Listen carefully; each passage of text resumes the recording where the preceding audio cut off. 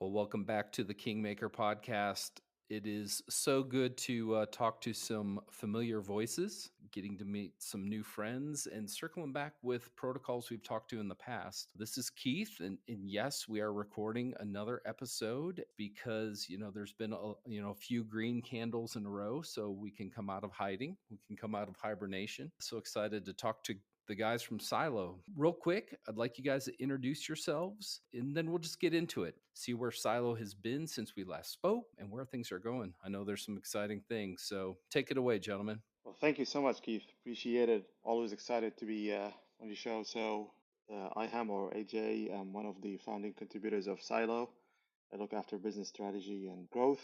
Yeah, so it's been a super exciting time for us at veSilo. I'll tell you a lot about it during the show. Excellent. And Tenzent. Yeah, hello, I am Tenzent. I head up the BD at Silo Finance, so I deal with partnerships, collaborations, marketing, and some product side. Awesome. So you're making all the deals with the groups out there. Exactly. Yeah. All right. So when we last spoke, I think there was some functionality there, but all kinds of things have launched since we last spoke. AJ, where have you been? Where are you now? And let's just have some free flowing conversation, and I'll interrupt and clarify as I'm trying to figure this stuff out. So take it away, sir. Yeah, well, it's been a steep learning curve for us at veSilo. We have a bunch of isolated lending markets, unique ones and common ones. Our battle has been to educate users about the risk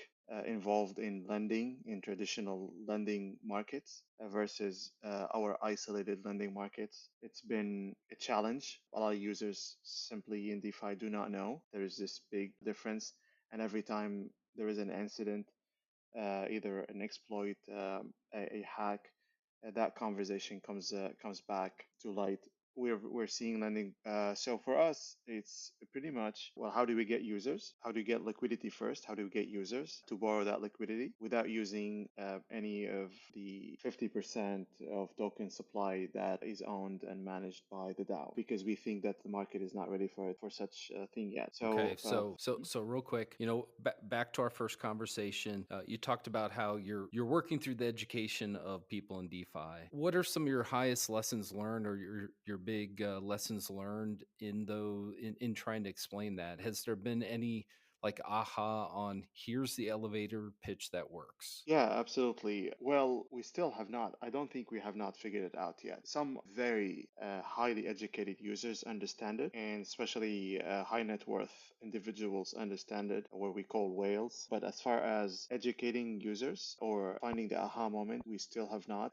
Honestly, because we our markets offer this extra security. It's fantastic, but it comes at a cost, gas cost, because instead of opening like a one or needing one transaction or actually instead of two transactions, you need four transactions now, and that's kind of can be cost prohibitive for some users that are kind of cost, I would say, concerned. So for us, it's we still have not really figured out how do we kind of get this adoption going for us, but that's what we think that we have definitely we've been gaining grounds, so our users have been increasing, trying different techniques to kind of to teach users, but I still have not kind of found a way for us to kind of broadcast that message to the larger audience in DeFi, but we're definitely attracting more and more users.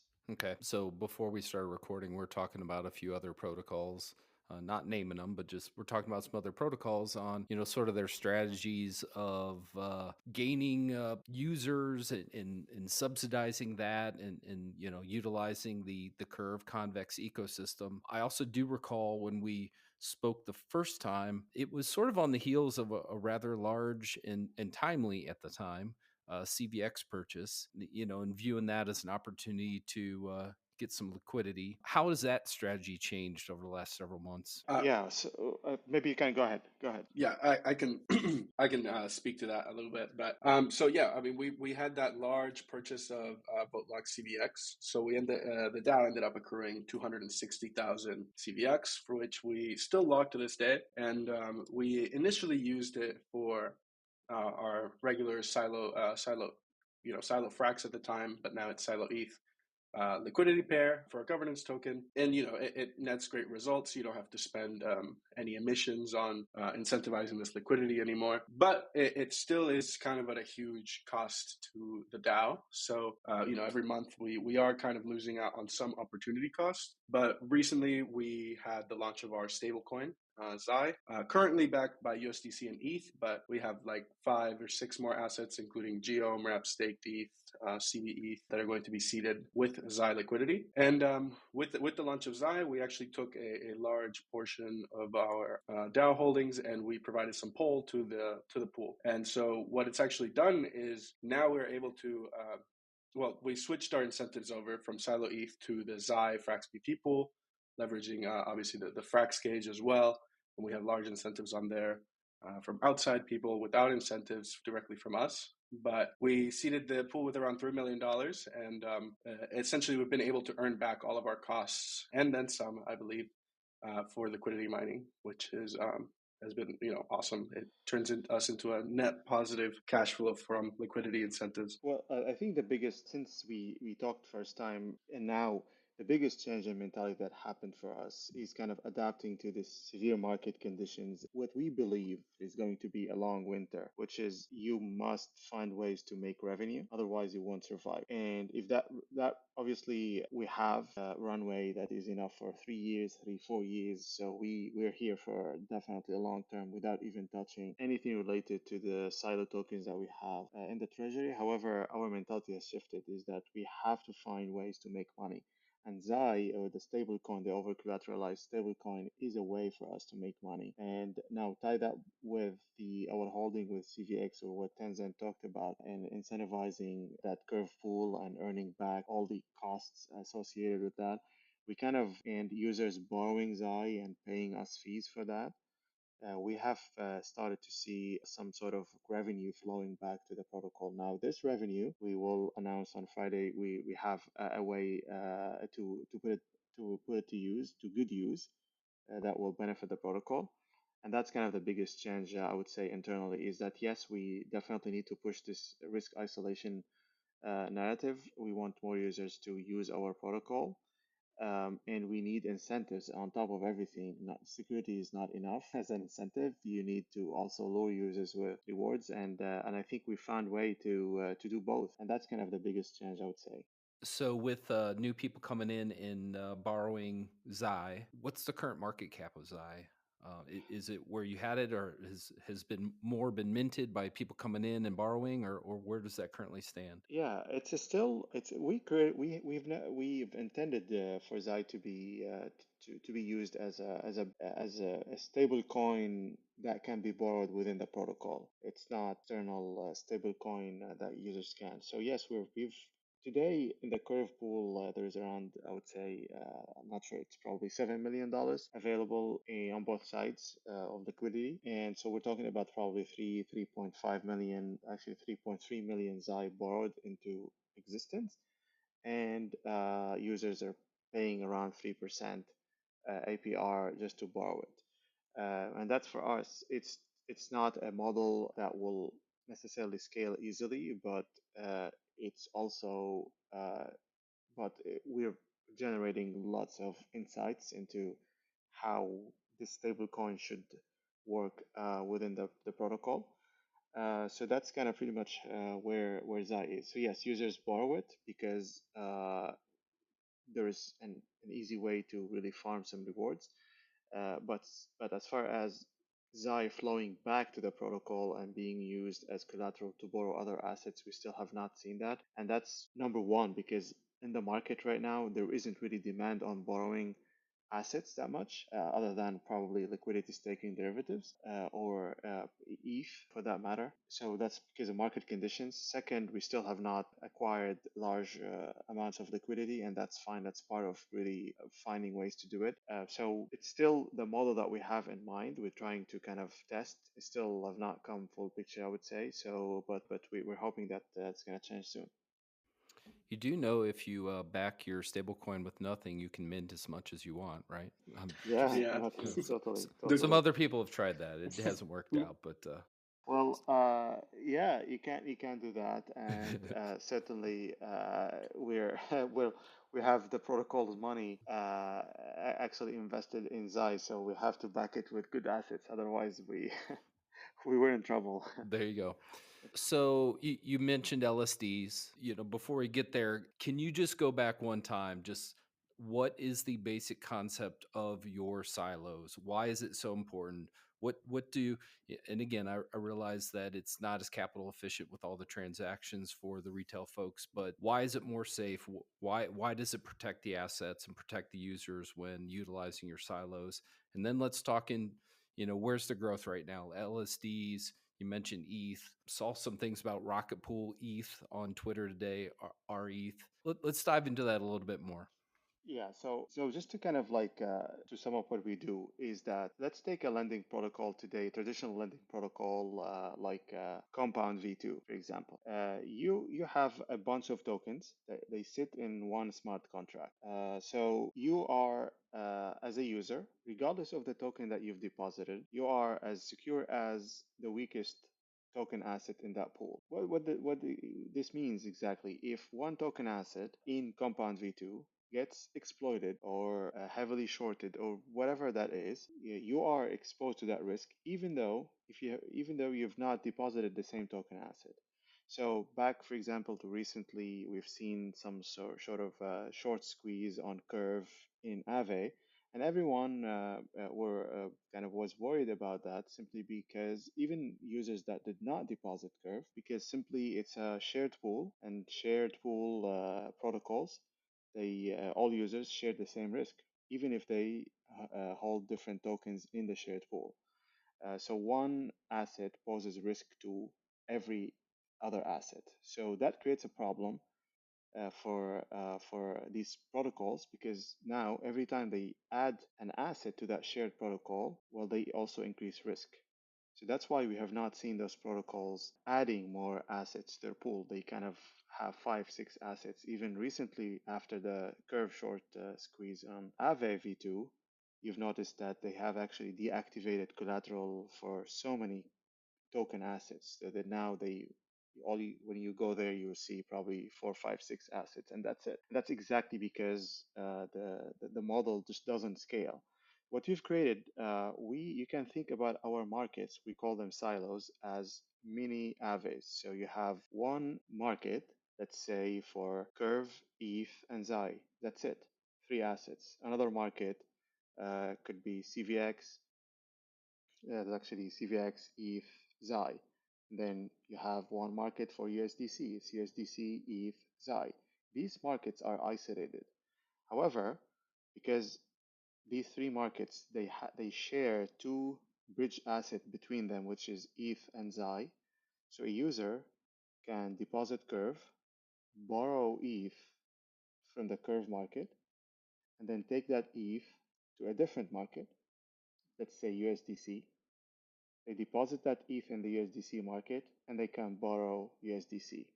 Now, the depositor of Curve in the first market and the depositor of USDC in the second market, they're not exposed to each other's risk because ETH is the collateral used in both assets. So now you've created kind of universal collateral in the protocol that is trusted, that does not pose risk. And this is how we create this risk isolation. So that's why we've been adding markets constantly. Recently, we've been focusing on the LSDs market, liquidity staking derivatives, simply because when we add a market, there isn't any increased risk to the protocol because the protocol essentially is a bunch of isolated markets, and that's exactly the opposite of shared pool models that of lending protocols. That is essentially one big market of multiple assets. We're just the opposite. We're actually multiple markets for single asset. Makes sense. And Tenzent, with the LSDs being brought on board, with BD, is that your job to reach out to those different protocols and pull them in, or how does that work for you? Yeah. I usually either talk to someone that I know directly or just reach out to them through their Discord. With LSDs specifically, they have usually really vast teams, so They're very good at collaborating and helping out. So with it seems like that's heating up. There's going to be a bunch of them launched, even more so as we get towards Shanghai. But is there any ones you specifically have your eye on of wanting to see them more integrated within the silo world? Um, I think for Silo, we're taking like kind of a wider approach where, because we have this advantage of technically being able to list an infinite number of assets, we can afford to actually launch markets for every single one of these LSDs. So we currently have CB our ETH that just launched today, and wrap staked ETH, but we're happy to, and we're actually working to get more of these listed. Excellent, excellent. So what's your sales pitch as you bring people in? What as the BD guys, you're talking to these protocols. Are they seeing the light of using your silos? Yeah, I think they're very happy to be integrated into any sort of lending market, and Fair just enough. increasing, Yeah, increasing the composability just kind of for their token is their ultimate goal. So when someone like me from Silo comes to them with kind of like a gift, right? They tend to welcome it with open arms. excellent. All right. So with the rocket pool announcement today on Twitter, and this will obviously be old news by the time we get this out. But how has that gone? Any initial responses? I think I saw maybe AJ it was seeded with 100 ETH or something like that. Any I, action right away on that silo? not really, not yet. Go ahead, Tenzent. Yeah, no, we literally just launched it, so we will see some activity pick up just because our ETH is a very easy target, and it's a very easy concept to understand. Borrowing ETH with ETH. But yeah, we seeded it with 100 ETH. We launched it earlier today, but I expect that we'll see more liquidity coming in there, especially if there's available ETH. Usually, our ETH, for example, on the CB ETH silo, which has been kind of our highest growth silo, just gets borrowed out immediately. We're always kind of at the edge of utilization, or where we want utilization to be. So, explain that a little bit more to me. So you're at the edge of utilization. Is Yeah. there a cutoff? Do you stop lending at some point? And I know Silo's forte here is safety of the system. Dig Yes. dig into that for me. So we have kind of a different interest rate model. So we can actually do multiple things with it. But if you think to Aave, how their interest rate works is essentially it's just a line going from left to right, slightly up, and then at a certain point it just it gets way steeper, but it's not a curve, and that's what we call the kink model. But in our system, we have some time multipliers built in, which is essentially if the system is above what we consider to be the optimal utilization, the rates will start growing over time. And we also have an extra trigger, which is kind of once you reach like the critical stage, the system kicks into like emergency mode, and then it really starts spiking rates so that people pay back their loans to make sure there's a healthy amount of liquidity still within the silo. Great, that makes sense. So what's the volume in you said that's one of your more utilized silos. What type of numbers are we talking? Just CB Silo has somewhere around 2.6 to $3 million of liquidity. Majority of that is CB ETH users borrowing ETH to buy more CB ETH or to stake it somewhere. But yeah, I believe we have 1.5 million of CB ETH and around a million of Ethereum and Xi liquidity, or a little bit more than a million. But yeah. great. Great. All right. So we've talked a little bit about, overcoming the challenges of connecting with the retail folks, talked a little bit about, incentives in Xi and some of the growth areas right now. What does the future of Silo look like? What are the big things that, not specifics necessarily, but where are you going? What markets are you looking to capture? AJ, you said something interesting. You talked about it being a longer drawn out winter. Talk a little bit about, I guess, your macro view and how you're looking to grow and what that roadmap looks like. Yeah, so if money stops flowing into DeFi or leaves DeFi, where we're naturally kind of like the entire space is stagnant, and so we're macro, I think we are pretty much tied to the rest of the economy, right? So, and this means, and we projects are required to really find ways to make money, to make revenue for the user, for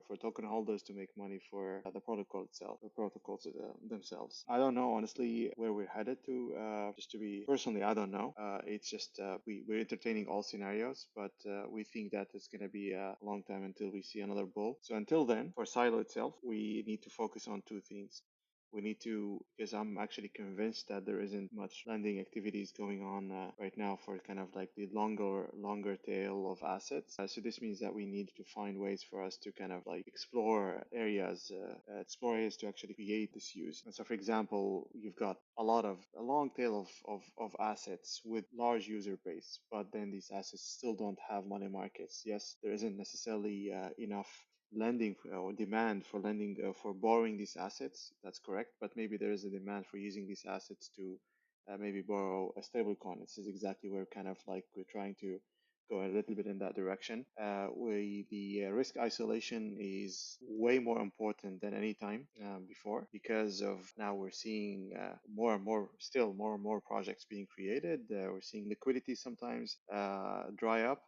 So that poses also risk to everyone using or holding that token, or actually using that token as collateral. So risk isolation as a narrative is extremely important. I think now we're seeing with other protocols are launching their also risk isolation with different flavors. Basically, I think the narrative is gonna catch on eventually. So I think that's very important for us to maintain. However, because of this some user experience issues, because of the extra two positions that we're talking about, so it's still a bit of a challenge. So maybe we'll try to fix that on the user experience side. So I think for us as Silo, we're headed really in the right direction, which is focusing on the long tail of assets, but we still need to focus also on the top of the blue chips as well. We're focusing on stablecoin as a way to generate revenue for the protocol, and we need to grow that to a sustainable level. That's a second. And also, I think we need to start researching a couple of areas that we think they're going to bring a lot of value to users. But I cannot disclose anything about that. But definitely, we need to be ready for 2024, 2025. Yeah, they say what builders build in the bear, and I mean that really sounds like that's y'all's mission right now, especially with the runway, like you said, 3 to 4 years, and now having means and methods of actually generating revenue and supporting the protocol. That definitely puts you in a very good spot. I think as we were in the bull, it was a lot of tokens out there were just on hopes and dreams, and the protocols really weren't earning anything, or they were just sort of whatever Wonderland or whatever. It's really good to hear the path that you guys are taking with this. So I'm excited to see what comes out of it. One of the things we talked about the first go around, though, AJ, was a little bit about token distribution. I know that your tokens were offered up. I think some VCs got in, and there was some questions about that. What's the current distribution look like? Again, anybody can own it. Not worried about price or anything. Just sort of what's the makeup of the holders look like right now? Yeah, back in the day when we talked, I think we had a large token holder. I think a fund that was impacted, in the aftermath of the Terra debacle. So they had to offload their 30 million tokens, which was extremely large. They were the largest token holder, and it was a rough time for everyone because they had to sell, and not only our Silo tokens, but also a bunch of other tokens, because I think kind of they closed that fund or something. So back then, and it took them a couple of months really to sell to sell 30 million tokens. That also impacted obviously the token price, but on the positive side of it, it was purchased completely obviously at a lower price by so many token holders that increased. We think that those tokens went to the really right hands. Right now, we have not aware of really many VCs other than or funds other than Electric Capital. Well, Electric Capital, in my definition, isn't really a VC other than actually kind of an engineering focused fund. Really, there's super great team. They are basically one of the largest token holders in the protocol, but other than that, I'm not aware of any VC or fund holding the token. To be honest, I know individuals of funds holding the token. I cannot disclose, but that's Obviously, these are just speculations still. So the token right now is actually we're still being held by mostly users, token holders, and those who support the project, what we call them advisors. We're hoping that this year, probably the second half of the year, we're going to launch veSilo, and veSilo will see lots of really the users that worry that care about the protocol, including the core team, locking, and kind of getting that governance, giving that governance a boost. So that's kind of important for the DAO. Yeah, so that's kind of pretty much what Can you where we're go? at. Can you go a little deeper into that on the V model? I mean, personally, I do like projects that do that, where you have skin in the game, and as the protocol wins, revenues are shared. I mean, it just makes a lot of sense to support. But what would that look like in the silo world? Yeah, absolutely. It's pretty much tied to a lot of stuff that we will be working on, and we will. So vSide will come at the same time we're launching those things that I cannot really talk about. But yes, I agree with you. I think a V model eventually rewards both token holders and users at the same time, and it's extremely important that you want to have that balance. So users because they're securing the protocol by voting. So it's pretty much we're thinking just to really follow suit after the curve model, which is basically users, if obviously it's up to the DAO to vote on that, but it could be users securing the protocol or users actually helping, rebalancing the rewards that we will launch alongside the protocol at the V model. They're getting cut of the revenues. So yes, they will definitely do that if again the DAO approves it. The DAO actually suggested that that's a way to users accruing value, everyone helping with the protocol accruing value, and also it helps that the core team becomes really by then becomes like a small a piece in the entire DAO rather than a larger one, and it's exactly where we're headed, I Right. think. So, would you say a measure of success now for a V tokenomic protocol is that there's a second protocol that wraps their V token into a liquid token? Is that now a measure of success in crypto? Um, I can say a little bit on this, but I don't think it has to be. You don't have to get convexed, right? For a V. Okay, fine, all right. Well, it would be awesome if you get convex, but it's incredibly difficult to get convex, so you can't bank on that when you're building your model. But I do agree with you that the VE model, it kind of the value comes from how much people are willing to fight for the voting power, which kind of is why convex makes so much sense. But yeah, so I think that yes, you don't have to get convex, but there has to be sort of an interest for acquiring your voting power. Excellent. And again, I know there's stuff that you can't talk about, but I guess I'm just nibbling at that a little bit on trying to tease that out. If you may get convex someday. So, all right. Well, good conversation. Don't want to drag this out too far, but I want to hit the hot button topics. What else? What else is top of mind right now? Tenzent and AJ. What else should I have asked about that's hot in Silo or other topics that you think are relevant? One thing, and it goes kind of with our convex question earlier. Well, we are actually working on a convex integration, and so it'll essentially allow people to use their Curve LP tokens to earn the full convex rewards that they are, usually given, but be able to borrow against it. And so when you think about that, right? I mean, you've already got certain protocols doing that in a limited fashion for certain LP tokens, but Silo obviously can be more open ended with things with our model. So if you have a stablecoin yield of 10% and you can borrow Xi at 2%, you can technically leverage up that yield to close to 100%, right? With enough leverage and relatively low risk, should so long as the stablecoin LP token doesn't depeg. Which has never happened before, correct? Oh yeah, definitely. Yeah, we've got that. We've got actually a lot of stuff. We by the time I think we you publish this, we have a Silo buyback program, which is going to be super interesting. I think all the revenues right now we're actually making around 300 to 500K a year revenue. We just started, so it's really interesting number.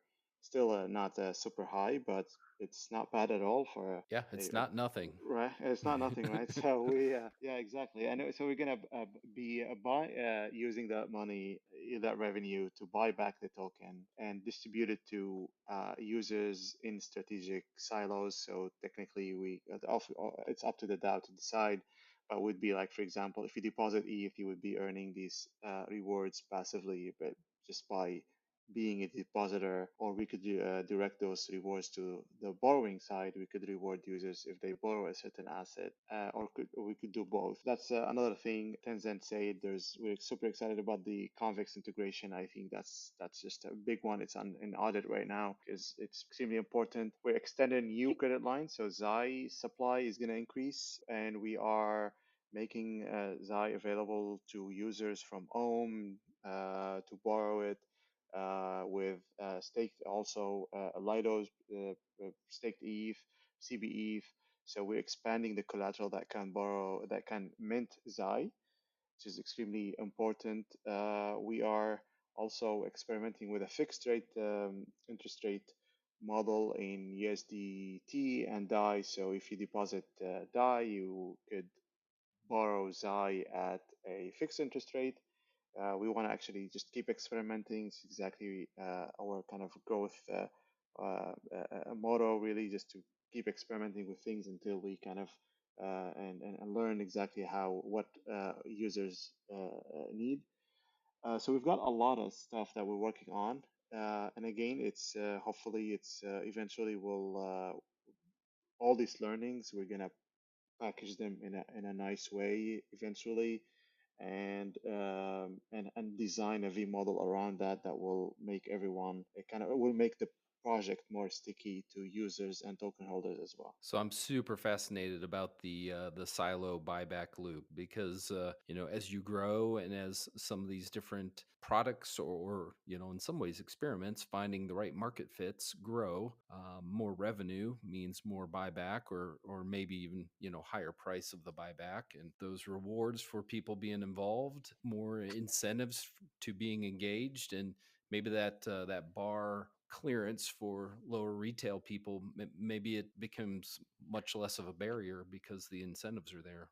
I'm guessing that's what you're thinking, but that makes sense to me. Yeah. And, something important to note also is Silo, we haven't had any incentives programs as far as incentivizing deposits or borrowing or even liquidity for that matter, right? Because we have the protocol owned CVX.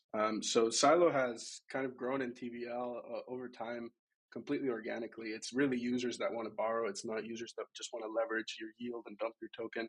So this incentives program that we're, kind of bringing in with our buyback system, it's going to bring the power of incentives, but without having to just print more tokens, because that's what we see a lot of lending platforms and DeFi Right. protocols in general. Right. They just inflate, inflate their inflate, token. inflate. Right.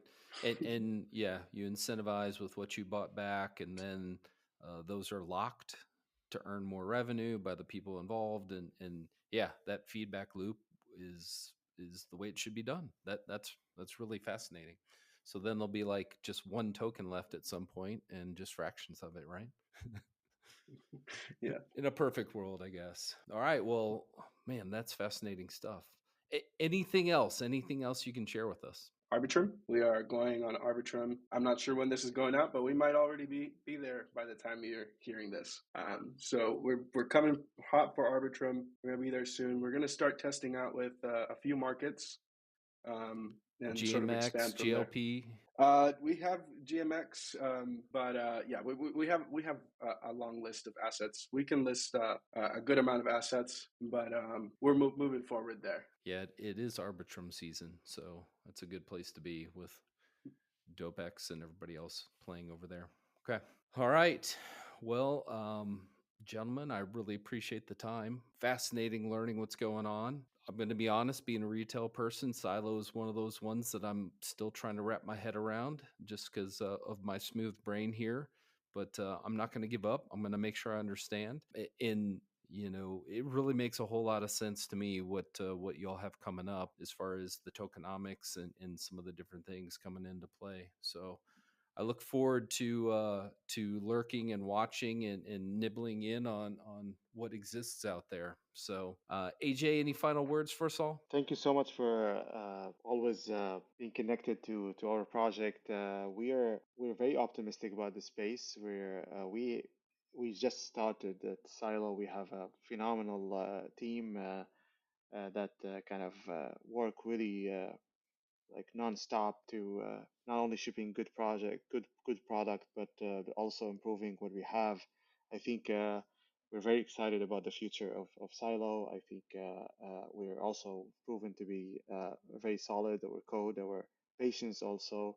We have a very kind of a clear path that we're following, I think, and I hope that users will start realize the value of Silo very soon. Awesome. Tenzent, I'll give you the last words, my friend. Oh man. Well, Aiham, I think, said it best. We have GigaChad devs. Our growth team is small, but our dev unit is big, constantly working, and we're working also on all things front end analytics to try to get the word out there. But Silo, very exciting. Hope you guys will come use us. There's also a lot of very interesting use cases. If anyone's ever on the Discord and you have a token and you want to earn yield on it, you can definitely talk to me. I love talking DeFi strategies and all those types of things. So be waiting for you. Awesome. Well, again, thank you guys for the time. Look forward to your success. Have a great day. Thank you. Thank you so much.